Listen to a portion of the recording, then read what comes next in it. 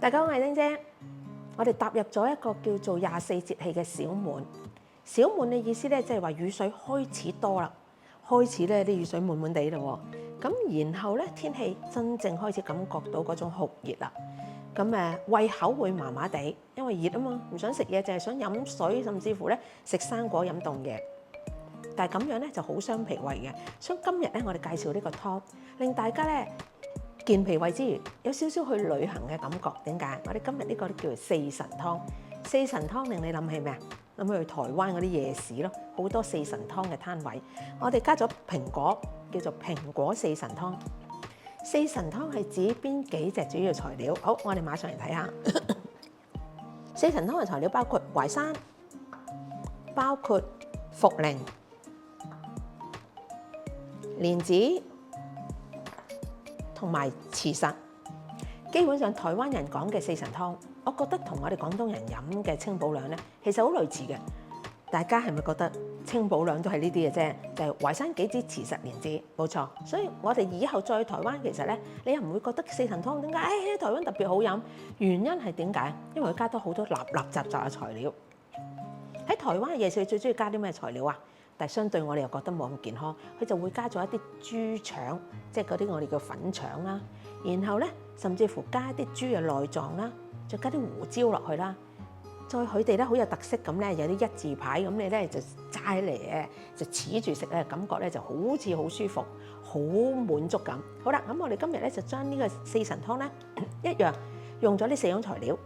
四種材料咧就係頭先再重複一次啦，就係淮山啦、茯苓啦、蓮子同埋慈實。跟住咧就加咗蘋果，因為蘋果咧令小朋友飲落去咧，成個湯咧好清甜。紅蘿蔔，然後咧就仲有咧豬展骨。我哋雖然咧冇一條條嘅一字牌，不過豬展骨咧令呢個湯咧就充滿咗咧又有鈣質啦，又有肉味。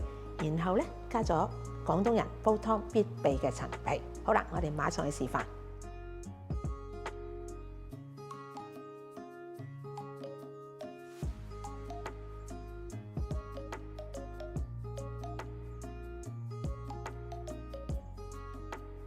好，我哋咧就開始準備咯。我哋首先咧又係啦，將啲豬展骨咧，我哋飛咗水啦，出咗水之後，然後咧就擺落去，跟住擺埋啲紅蘿蔔啦。蘋果，因為煲生果湯嘅蘋果咧就唔好去皮啦，留翻啲皮喺度。咁啊，你可以視乎個大細啦，切細粒啲都得嘅。咁四神湯嘅材料頭先講咗啦，就有茯苓，白雪雪嘅。佢嘅好處咧就係去濕健脾，加埋生曬嘅淮山。之前我介紹過嘅，用啲生曬淮山啦，比較厚身啦，就冇俾硫磺漂過咧，食出嚟嘅口感都好啲嘅。好啦，咁呢個值得介紹一下喎。